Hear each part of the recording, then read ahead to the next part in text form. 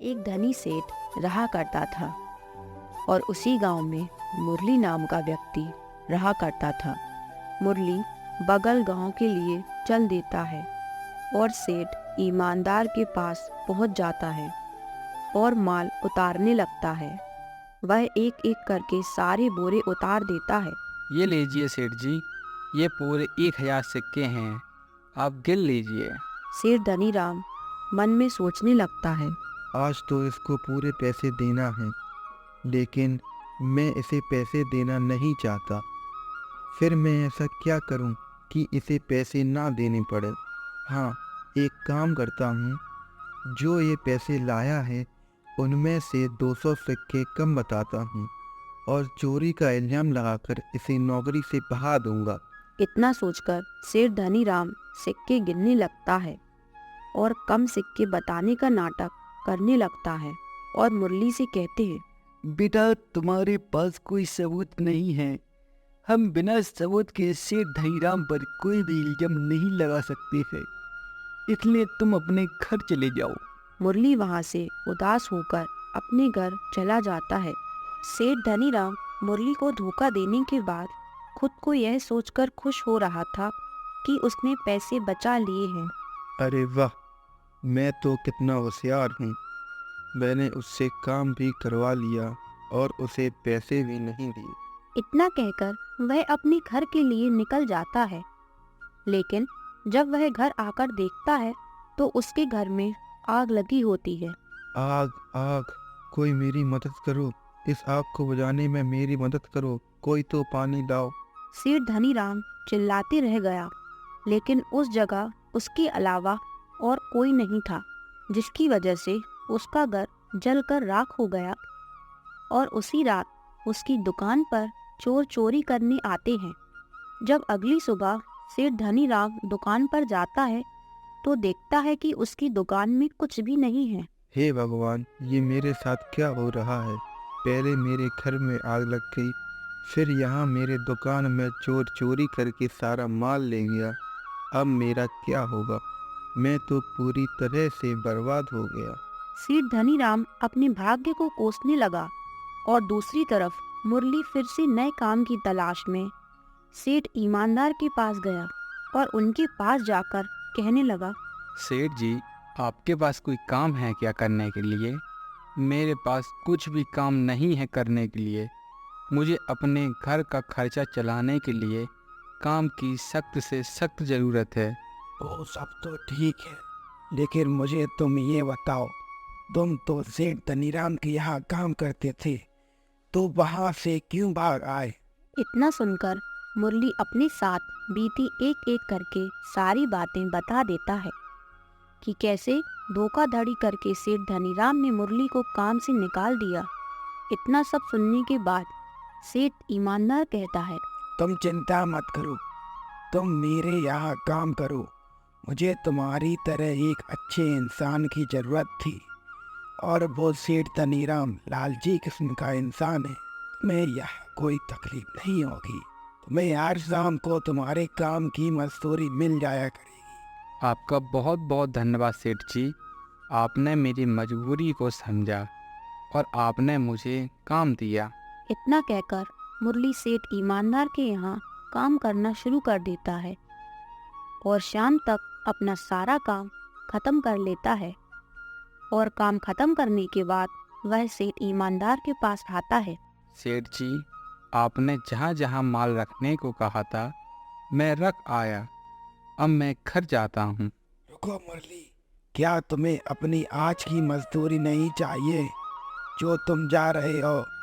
ये लो आज की तुम्हारी मेहनत की कमाई। मुरली पैसे ले लेता है और अपने घर की ओर चल देता है और रास्ते में कहता है, आज तो मैंने अच्छी मेहनत की और पैसा भी अच्छा मिला है, क्यों ना सुमन के लिए कुछ ले लेता हूँ।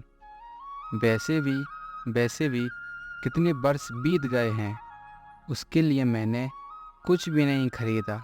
मुरली खुद से यह बातें करते हुए बाजार पहुंच जाता है और एक सोने की दुकान पर जाता है और दुकानदार से कहता है, सुनिए सेठ जी, मुझे कानों के झुमके दिखा दीजिए। इतना सुनकर दुकानदार झुमके दिखाने लगता है और कहता है, ये लीजिए, ये सबसे अच्छे झुमके हैं और इनका मूल्य भी बहुत कम है। जी ठीक है, यही दे दीजिए। मुरली झुमके लेकर घर चला जाता है और अपनी पत्नी सुमन से कहता है, ये लो सुमन, मैं तुम्हारे लिए यह झुमके लाया हूँ।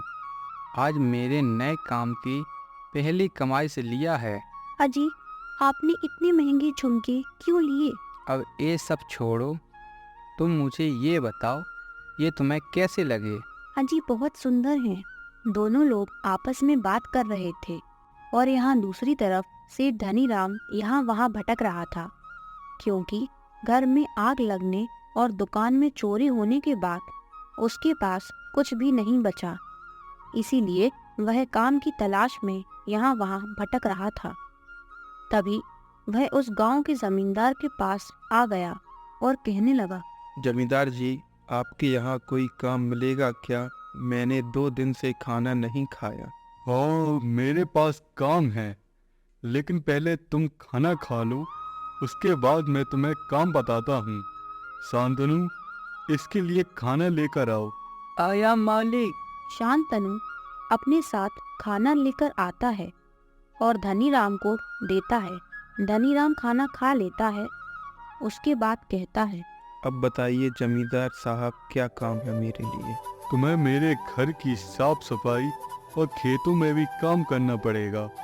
उसके बदले मैं तुम्हें 2 समय का खाना और तुम्हें हर माह के अंत में तनख्वाह दे दिया करूँगा। अगर तुम्हें मंजूर है तो बता दो, वरना तुम जा सकते हो। हाँ जमींदार साहब, मैं सारे काम करूँगा आपके। ठीक है फिर शांतनु, तुम धनीराम को सारा काम समझा देना, समझे तुम? हाँ जमींदार जी, मैं धनीराम को सारे काम अच्छे से समझा दूंगा। आप निश्चिंत रहिए। शांतनु एक लालची किस्म का इंसान था। वह जमींदार जी का सारा हिसाब किताब रखा करता था, जिसके बदले में जमींदार जी उसे अच्छी तनख्वाह दिया करते थे। लेकिन उसकी नियत जमींदार जी की तिजोरी पर रखी रहती थी। वह धनीराम जी से कहता था, देखो, तुम्हें खेतों में सबसे पहले हल चलाना है, उसके बाद बीज डालना है, उसके बाद रोज खेतों में पानी डालना है। तुम समझ गए ना मेरी सारी बातें जो मैंने तुम्हें समझाई हैं? हाँ समझ गया मैं आपकी सारी बातें। मैं अब जाता हूँ, खेतों पर मैं आज से ही काम शुरू कर देता हूँ। इतना कहकर धनीराम खेत के लिए निकल जाता है और वह खेत पर पहुंच जाता है और बैलों की मदद से खेत में हल चलाता है। हल चलाने के बाद वह थोड़ी देर आराम करने के लिए रुक जाता है और खुद से कहता है, हे भगवान, मुझे आज जाकर पता चला कि मेहनत क्या होती है। मैं तो हमेशा से दूसरों की मेहनत से कमाया हुआ पैसा छीनता आया। मैंने उन लोगों के साथ बहुत ही बुरा किया है। भगवान, हो सके तो मुझे माफ़ कर देना मेरे इन बुरे कर्मों के लिए। इतना कहकर धनीराम फिर से काम करने लगता है। वह खेतों में बीज छिड़कने लगता है। बीज छिड़कने के बाद वह पानी देने लगता है। वह इसी तरह प्रतिदिन खेतों में पानी डालने लगता है। इसी तरह कुछ माह बीत जाते हैं और उसकी फसल भी बड़ी हो जाती है और फसल को देखने के लिए जमींदार जी के साथ शांतनु भी आया। फसल को देखकर जमींदार जी धनीराम से कहते हैं, वाह, अच्छा काम किया है इस बार। इस बार हर बार की फसल से ज़्यादा फसल दिख रही है। लगता है तुम अच्छी तरह से फसल की देखभाल कर रहे हो। हाँ जमींदार जी, मैंने खूब मेहनत की है और आप देखना, आपकी हर बार की फसल से इस बार ज़्यादा फसल ही निकलेगी, जिससे आपको 2 गुना अधिक मुनाफा हो। इतने ज़्यादा बड़ी बड़ी बातें मत करो, वरना बाद में तुम्हें ही शर्मिंदा होना पड़े अगर ज़्यादा फसल नहीं निकली तो। शांतनु, क्यों धनीराम का मनोबल गिराने वाली बातें कर रहे हो? बल्कि तुम्हें उसका मनोबल बढ़ाना चाहिए। अगर तुम उसका मनोबल नहीं बढ़ा सकते हो तो इस तरह की बातें भी मत करो, समझे तुम? ऐसी बात नहीं है मालिक, मैं तो बस ये कह रहा था कि हमें पहले से इतनी ज़्यादा उम्मीदें नहीं लगानी चाहिए। तुम रहने ही दो शांतनु। तुम्हारे मुंह से धनीराम के लिए अच्छा निकल ही नहीं सकता है। अच्छा धनीराम, मैं अब चलता हूँ। तुम इसी तरह मेहनत करते रहो, तुम्हारी मेहनत जरूर रंग लाएगी। इतना कहकर जमींदार जी और शांतनु वहां से चले जाते हैं। लेकिन शांतनु अपने आज हुए अपमान का बदला धनीराम से लेने के लिए सोचता है। समय बीतता जाता है और धनीराम ने जो फसल उगाई थी वह बड़ी हो जाती है और वह फसल निकालकर जमींदार साहब के पास जाता है और कहता है, लीजिए जमींदार साहब, मैं आपकी फसल ले आया और देखिए आपकी हर बार की फसल से ज़्यादा फसल इस बार हुई है। हाँ धनीराम, तुम सही कह रहे हो। अब तुम इस फसल को लेकर बाजार में बेच आओ और जो भी पैसे मिले तुम अपने साथ ले आना, समझे? ठीक है, मैं ऐसा ही करूँगा जैसा आपने कहा है। धनीराम वहां से चला जाता है और बाजार की रास्ते पर चल पड़ता है और बाजार आ जाता है। बाजार में वह सेठ ईमानदार के पास आ जाता है। मेरे पास 20 बोरे गेहूं के हैं, मुझे इन्हें बेचना है, तो आप दाम बता दीजिए। सेठ धनीराम, ये क्या हुआ है तुम्हें और तुम्हारी ऐसी हालत कैसे हो गई? कुछ मत पूछो सेठ ईमानदार, ये शायद मेरे कर्मों का फल है जो मैं भुगत रहा हूँ। चलो ठीक है, तुम बोरे उतार दो, मैं इस फसल के तुम्हें 20,000 रुपए दूंगा। ठीक है सेठ जी। फसल बेचकर धनीराम वापस से जमींदार साहब के यहाँ आ जाता है और उन्हें पैसे देते हुए कहता है, लीजिए जमींदार जी, आपकी फसल इस बार 20,000 रुपए की हुई है। ये तो अच्छी बात है। लो शांतनु, ये पैसे तुम तिजोरी में रख आओ। शांतनु पैसे लेकर चला जाता है और तिजोरी के पास आकर कहता है, यह धनीराम का बच्चा अपने आप को कुछ ज़्यादा ही होशियार समझता है। मैं आज इसकी पूरी की पूरी होशियारी निकालता हूँ। शांतनु 20,000 रुपए में से 5,000 रुपए निकाल लेता है और तिजोरी को खुला छोड़कर बाहर चला जाता है और धनीराम से आकर कहता है, धनीराम, तुम्हें जमींदार जी अपने कमरे में बुला रहे हैं। लगता है तुमसे कोई ज़रूरी काम है, या फिर तुमने इस बार जो इतनी अच्छी फसल की है तो शायद तुम्हें कोई इनाम देने के लिए बुला रहे हैं। इतना सुनकर धनीराम वहां से चला जाता है और जमींदार जी के कमरे में पहुंच जाता है। यहाँ तो जमींदार जी है ही नहीं, लगता है शायद चले गए होंगे। ये तिजोरी क्यों खुली है? शायद शांतनु बंद करना भूल गया होगा। मैं इसे बंद कर देता हूँ।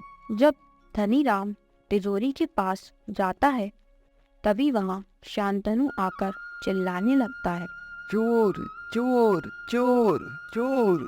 शांतनु को चिल्लाते हुए सुनकर जमींदार साहब अपने लटेतों के साथ वहां आ जाते हैं। शांतनु, क्यों चिल्ला रहे हो? मालिक, यही धनीराम चोर है। मैं जब आपके कमरे में आया तो ये तिजोरी से पैसे चुरा रहा था और क्या पता कब से चोरी कर रहा है, और आप इसे भोला भाला समझकर कुछ भी नहीं कह रहे थे। जमींदार जी, ये शांतनु झूठ बोल रहा है। इसने ही मुझसे कहा था कि आप मुझे अपने कमरे में बुला रहे हो, इसलिए मैं आपके कमरे में आया था। मालिक, यह झूठ बोल रहा है। अपने आप को बचाने के लिए यह मेरे ऊपर झूठा इल्ज़ाम लगा रहा है। मैं तो कहता हूँ इसे लठेतों से पिटवाइए, तभी जाकर ये सच बोलेगा। तुम चुप करो। तो धनीराम बताओ, तुमने चोरी की है या नहीं, या फिर मैं अपने लठेतों से कहूँ? जमींदार जी, मैं सच कह रहा हूँ, मैंने चोरी नहीं की है। लठेतों, अब तुम लोग ही इससे सच निकलवाओ। इतना सुनकर लटेतों ने धनीराम को मारना शुरू कर दिया और धनीराम की हालत खराब हो गई और वह यही कहता रहा कि उसने चोरी नहीं की। ठीक है, रुक जाओ, इसे बाहर कहीं छोड़ आओ। इसे वह लोग बाहर छोड़ आते हैं और वह बैठा बैठा कहता है, मेरे साथ आज वही हुआ है जो मैंने बहुत समय पहले मुरली के साथ किया था। मुझे माफ़ कर देना मुरली। सही ही कहा गया है कि हमें अच्छे कर्म करना चाहिए, हमें बुरे कर्म नहीं करना चाहिए, क्योंकि कर्म अच्छे हो या बुरे, हमें भगवान हमारे कर्मों का फल यहीं देता है। आपको हमारी कहानी कैसी लगी कमेंट बॉक्स में ज़रूर बताइएगा और अगर स्टोरी अच्छी लगी हो तो चैनल को सब्सक्राइब कीजिएगा और वीडियो को लाइक कीजिएगा। अच्छा, मिलते हैं हमारी नई कहानी के साथ।